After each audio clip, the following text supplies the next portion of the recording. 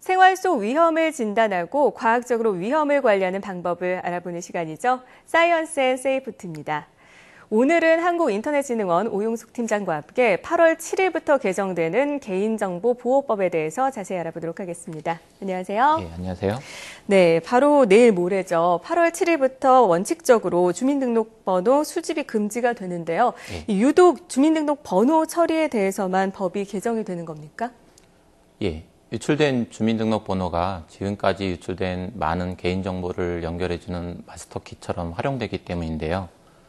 그래서 유출된 주민등록번호를 악용해서 보이스피싱이나 스미싱, 파밍 등의 범죄가 기승을 부리게 된 것이고, 또 그래서 정부가 이 문제를 해결하고자 주민등록번호를 법령에 근거가 없다면 수집하지 못하도록 개정하게 된 것입니다. 네, 그렇다면 이번에 주민등록번호를 이용하지 못하게 하는 내용의 바뀐 제도가 구체적으로 어떤 내용입니까?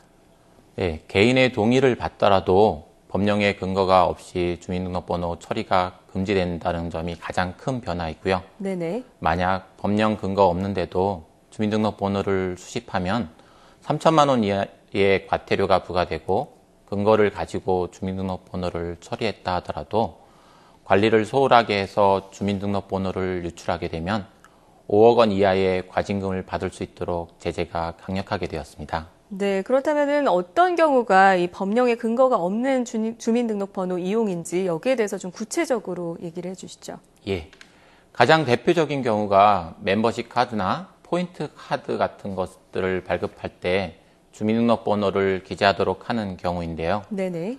고객관리 용도 또는 본인을 확인하는 용도로 주민등록번호를 처리하는 경우로 회원 식별이나 관리를 위한 주민등록번호 처리는 어떠한 법령상 근거도 없기 때문에 앞으로는 절대 금지되게 됩니다. 네, 최근에 인터넷 홈페이지 가입할 때 보면 아이핀이나 또 그 휴대전화로 본인을 확인하도록 변경이 된 것이 또 하나의 이 주민등록번호 수집이 금지되면서 변경된 거라고 볼 수 있나요?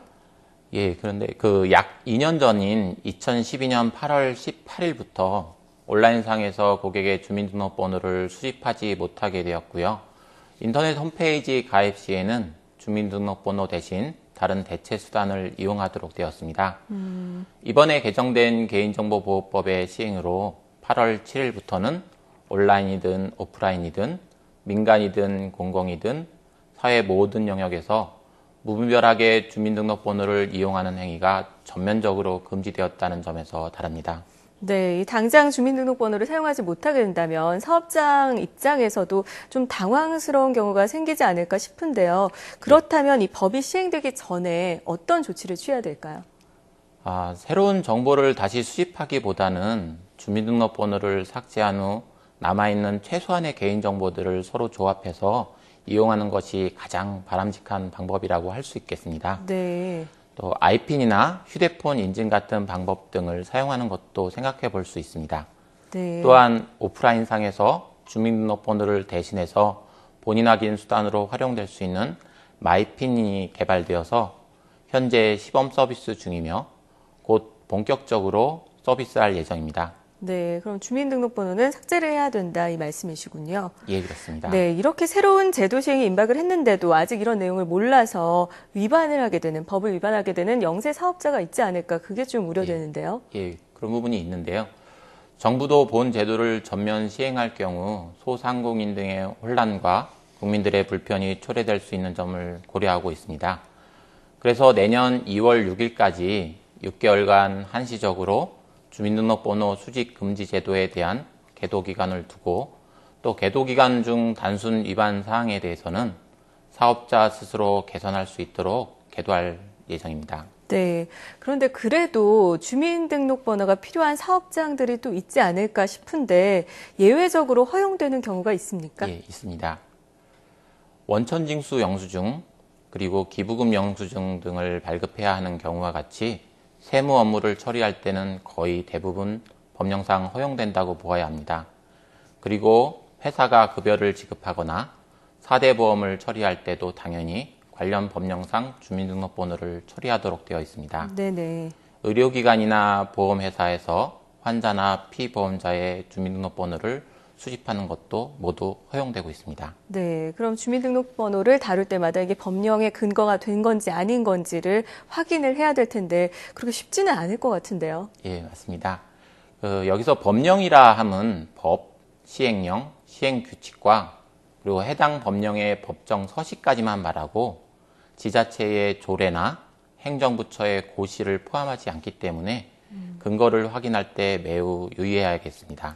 네, 그렇다면 일반인들이 사업주들이 주민등록번호를 요구할 때 이것이 맞는지 틀린지 어떻게 확인을 할 수 있는 어떤 행동 요령, 지침이 있을까요? 예. 사업자가 주민등록번호를 요구할 경우 어떠한 근거로 수집하는지 문의해서 반드시 물어봐야 됩니다. 네네. 그리고 만약 주민등록번호 수집이 법령에 근거를 두지 않는 것으로 보일 때는 한국인터넷진흥원에서 운영하는 128 상담센터 또는 주민번호 전환지원 전담반에 문의해서 확인해 보시는 것도 좋습니다. 네, 이 개정된 법률이 시행이 될 경우에는 새로운 혼란이 생기지 않을까 이런 걱정을 좀 해보게 되는데 끝으로 이런 문제를 좀 해결하기 위해서 어떤 대책이 있으십니까? 예, 물론 지금까지 관행을 바꿔야 하기 때문에 새로운 제도가 정착할 때까지는 여러 혼란과 어려움이 있을 것으로 예상하고 있습니다. 네. 그러나 다소 시간이 걸리더라도 주민등록번호의 오남용 및 유출로 인한 폐해 그리고 그에 따른 2차, 3차적인 범죄 등을 생각해 볼 때 제도가 합리적으로 우리 사회에 안착할 때까지 다방면의 노력을 지속적으로 해 나갈 계획입니다. 네. 이제 주민등록번호를 좀 불필요하게 요구하는 관행이 개선이 돼야 하지 않을까 싶습니다. 오늘 사이언스 앤 세이프티에서는 주민등록번호 수집 금지에 대해서 자세히 알아봤습니다. 지금까지 한국인터넷진흥원 오용석 팀장이었습니다. 오늘 말씀 고맙습니다. 네, 감사합니다.